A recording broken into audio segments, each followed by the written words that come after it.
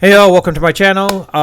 Today, just going to talk about quickly about the yesterday's playoffs, some of the results, essentially, which was interesting. I mean, quite honestly, I'll admit I was a little surprised as to what happened yesterday. Some people are like saying is like honestly for with the Atlanta Hawks, I thought for sure the Celtics should have won that game. I didn't expect them to like lose. Trey Young, as good as he is, I mean, it's hard to say what will happen. But in reality, this is a case where honestly, the Celtics should win in the game six. I think I called it where the Celtics will probably either win in game five or game six because like Trey Young might step up and do whatever he needs to do. So in this case, Trey Young, I think won't be able to. I think quite honestly, this is a case where Brown comes into play, plays a little bit more effect. I mean, granted, he played a lot more into yesterday's game, but quite honestly, but it's a case where like Tatum, I think, steps up even more, and I think he starts going off and takes the game into his hands basically because I don't think he's going to let Trey Young beat him out again. I mean, granted, it was like something that Trey Young willed it, quite honestly, for the Hawks to win that game, similar to the way what Butler did on Monday against the Bucks. Like that was something that you should have. That was like something that was great to witness and watch live. It was unbelievable the way Butler literally willed the Bucks to win. I mean, willed the Heat to beat the Bucks in that game. To the fact that now they lead 3-1. It could be a potential upset, but I don't think it's going to be a potential upset. Look for it to go to a game seven because I think there's no way the Heat can beat the Bucks in game five. The Bucks should bring it into a 6-game, maybe 7, most likely 7 games. Giannis, I think, goes all out. I don't think he wants to get. He's not going to get kicked off in the first round. This is not the Bucks team that will get lost in the first round, basically. Similar to the way the Grizzlies and Lakers game played out on Monday. Quite honestly, if not for D'Angelo Russell, I think the Grizzlies have that game. Quite honestly, and you know what? Let's give it to him, basically. You can't not take anything away from LeBron James and what he did ultimately. I mean, he kept him in the game. Reeves is turning out to be a really, really good asset for the Lakers. Quite honestly, I'd look for the Lakers to beat out the Grizzlies in the next game. I don't think the Grizzlies come back and recover from this game. I mean, considering like the way Brooks played and he was supposed to be the man, I don't think he's going to prevent LeBron. Quite honestly, I think LeBron in the next game, I think he takes over and like pretty much puts him over a place. Bane from the Grizzlies side, really impressive. I mean, like honestly, he did really well. But look for the Lakers to readjust and like keep isolate Bane and like let it come down to John Morant. Basically, I think the Lakers will let John Morant try to beat him out basically because honestly, if they take out Bane and Brooks, he's pretty much doing nothing. It's going to be the Anthony Davis, LeBron James, and honestly the Reeves show at that point. Quite honestly, I think that's what's going to happen in that situation. Now, with like again going back to yesterday's game, I mean the Celtics. I honestly was surprised if the Celtics lose the next game. I think as a Celtics fan, you're going to have to worry in the next round. The Celtics will beat out the Hawks, whether it be in game 6 or game 7. Most likely in game 6. But if they beat them out in game 7, it's a next round type of thing where you've got to look at the Celtics to be worried concerned about at that point, quite honestly, because this is a team where like the Celtics should have beaten the Hawks 3-1 at least for sure. I mean, just like the Nuggets, the way they beat the Timberwolves yesterday. I mean, let's not take anything away from the Timberwolves. They did not give up. They were going hard as it just to stay in the game. But let's give it to the Nuggets. That was going to be a win. We knew they were going to win. The Suns and Clippers.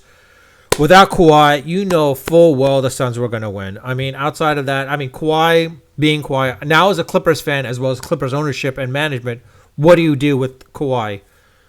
As well as PG. These two guys were pretty much injured. They don't play together. They only play maybe 40% of the games. And you did some load management to make sure that they would be in the playoffs. And they didn't.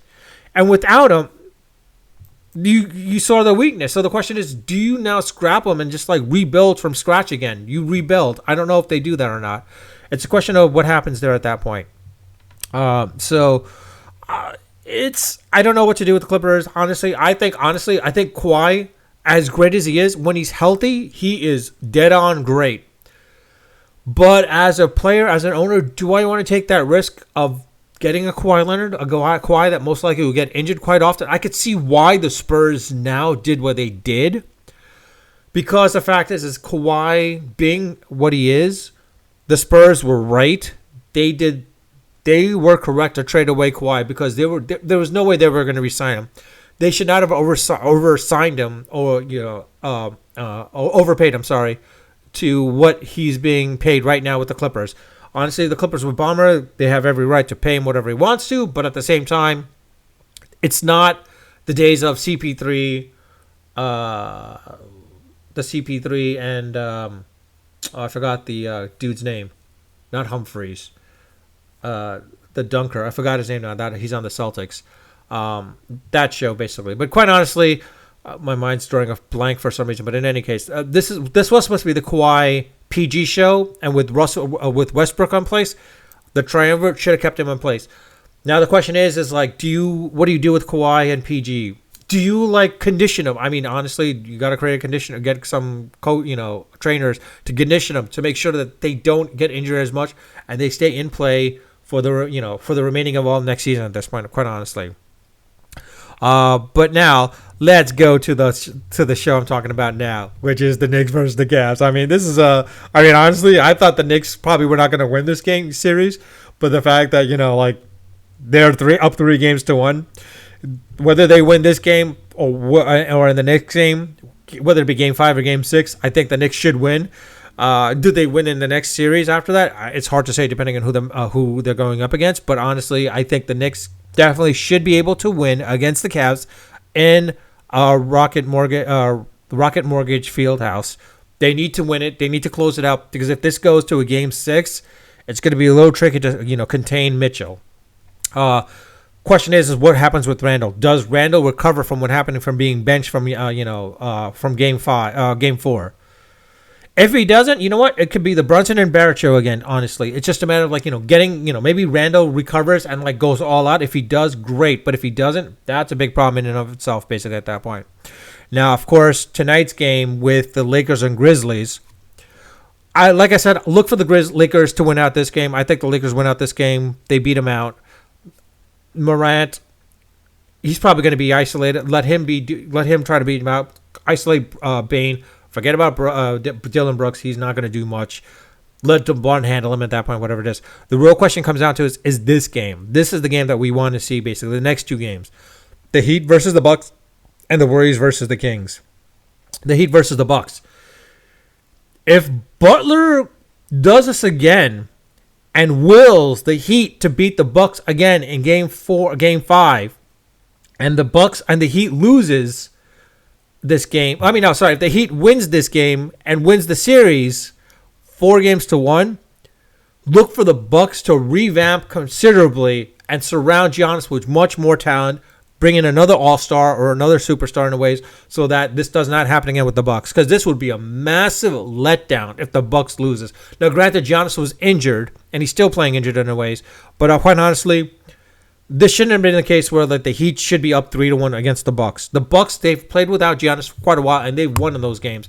The question is the fact that this is a playoff series, are the Bucks crumbling because of the fact without Giannis, they crumble in the tough spot, in the heat of the moment, basically. Pun intended as well. And now the question comes down to with the Warriors and Kings. Fox is playing, but he's playing injured. Because he's playing injured, look for the Warriors to win out this game. And I think they'll probably win this in the next 2 games because, quite honestly, they're going to be in Golden Center. So look for the Warriors to win out in that game,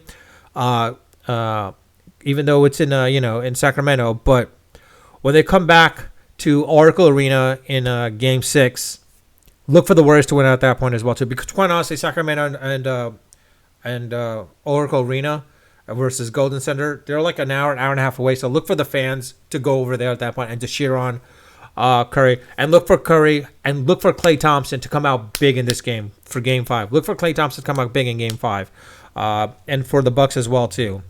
And with Giannis, I think Giannis goes all out, busts his butt in this game for Game 5. I think he goes all out to make sure that the Bucks stay alive. You look for Giannis to play hurt, get cortisone shots, whatever it may be. I think he's not gonna leave the floor unless he's like seriously debilitated, injured. Do not see him like leaving at the floor at this point. That's quite honestly. Now with the Knicks, of course, that's a different story. Of course, now this one it's going to be a tough one to say. I want the Knicks to win out. Quite honestly, I think the Knicks need to win out in this game because if they don't, this is a problem for them basically to the point where if they don't close out this game or the next game, quite honestly, I hate to say this, but sorry, I'm just typing something in here in place. Quite honestly, Mitchell will come back and they will win out in Game 7.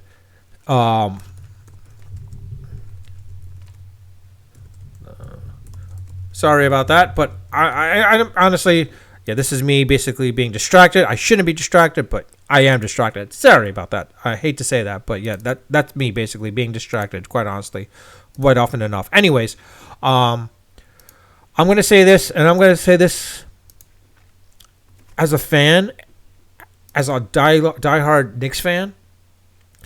If the Knicks lose this game, if the Knicks lose this series, not lose this game, but if they lose this series, look for, not Thibodeau, but look for Rose to revamp the team considerably. Maybe trade off Randall. Maybe keep Randall, but Brunson's going to stay. I think outside of everyone else, outside of Brunson and maybe Grimes, and look for the team to start trading quickly Barrett, maybe Toppin, and look for Toppin to go. Probably maybe Toppin might be traded to the Indiana Pacers, or maybe Toppin being traded to the Milwaukee Bucks. One of those two teams. If Toppin goes to the Bucks, look for the Bucks to really go all out. Look for Randall possibly staying with the team or possibly being traded off to maybe Miami.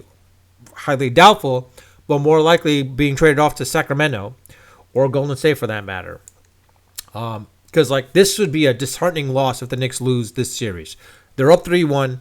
95, as the stats have been said, teams that are usually up 3-1, 95% of the times, they win out the series. If the Knicks lose this series, I would be very disheartened. Very, very disheartened. I think a lot of people would be disheartened. But I think this case, I'm a little happy camper. I might be jinxing it. Not gonna win it, probably not. I don't. But I think the Knicks win this in 6 games. If they can win this in tonight's game, Game 5, I would be ecstatic. But if they win it, but I'm looking for them to win in Game 6, quite honestly, more than anything else. But with that, I'll leave it at that. I went over a little bit my time of 10 minutes. I was going to keep it at 10 minutes, but I'm going to try to keep it under 15 minutes. Again, let me know your thoughts about all this stuff, my predictions, my rants and such. I do read my comments, as I say. I do respond to them when they warrant responses. And also, if you like any of my videos or you like my content or enjoy my content, enjoy watching me, please subscribe if you haven't subscribed. And if you do like this video, you're welcome to like the video. If you don't like the video, you're welcome to dislike the video as well too. I'm not leaving it. I'm leaving it up to you, a viewer's choice at that point. Also, I do welcome feedback and critiquing about my videos. Please let me know. With that, I'll leave it at that. Unfiltered, unedited, and unrehearsed. Until next time.